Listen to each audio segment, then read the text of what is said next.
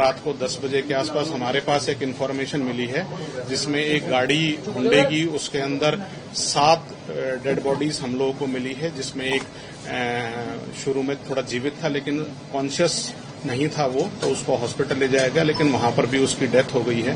Preliminary inquiry में हम लोगों ने उनकी फॉरेंसिक साइंस टीम से इन्वेस्टिगेशन करवाई है, उससे हम लोगों को वहां पर 2 सुसाइड नोट मिले हैं हम लोगों को, एक डैशबोर्ड में मिला है और एक उनके बैग्स में मिला है। जब बैग्स के अंदर जो रजिस्टर्स थे, कॉपीज थी, उनको चेक वेरीफाई किया गया तो वहां मिला है।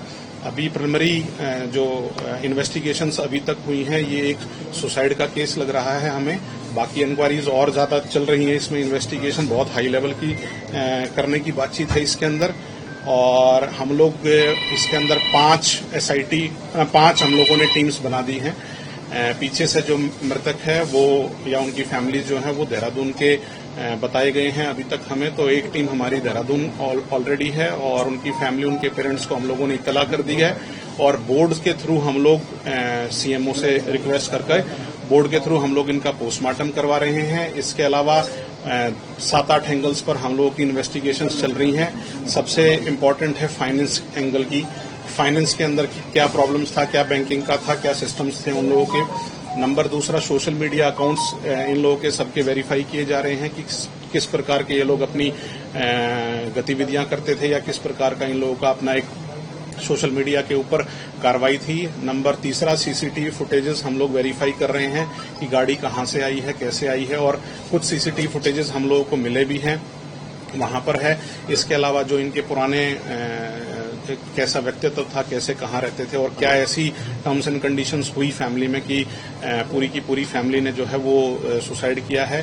कुछ गाड़ी के अंदर से हमारी फॉरेंसिक साइंस टीम को कुछ उल्टियां मिली हैं और कुछ ऐसा वो खाने का आइटम भी मिला है वहां पर, उसकी हम लोग अलग से जांच करवा रहे हैं। और आखिरी है हैंडराइटिंग का, जो हैंडराइटिंग में हम लोगों को सुसाइड नोट पर मिली है उसको हम लोग अपनी फॉरेंसिक टीम से वेरीफाई करवा रहे हैं कि ये किसने लिखा है। मुख्य कारण क्या सर लग रहा है इसमें? ये कर्ज की बात जो लगातार आ रही है, यही है या कुछ और क्या हो सकता है?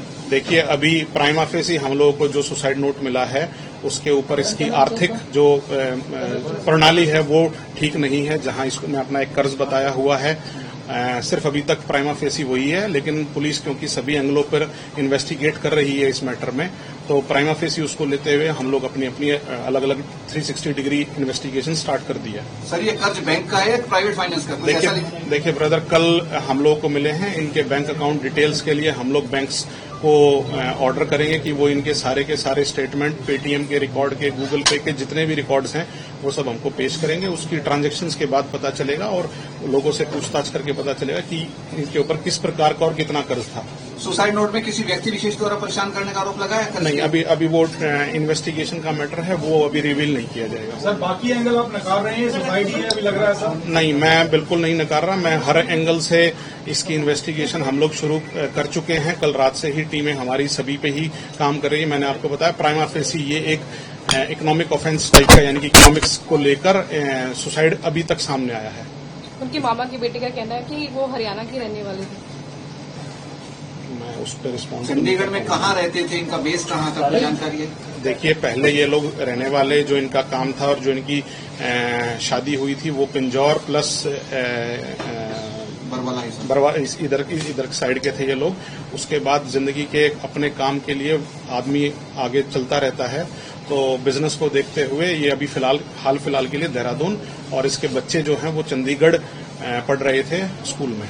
एक बात सामने सर ये आई है कि ये कल बाबा बागेश्वर की जो कथा चल रही है, यहाँ गए थे क्या? कुछ ऐसी जानकारी नहीं, ये ऐसा नहीं है, क्योंकि कुछ सीसीटीवी फुटेज मेरे पास आई हैं, 6:45 बजे की हैं, और सेक्टर 27 के अंदर उसकी सीसीटीवी फुटेज के अंदर गाड़ी खड़ी हुई दिखाई दी है और कम्प्लीटली रात तक खड़ी हुई, जब तक हमारी ईआरवी नहीं पहुंची है।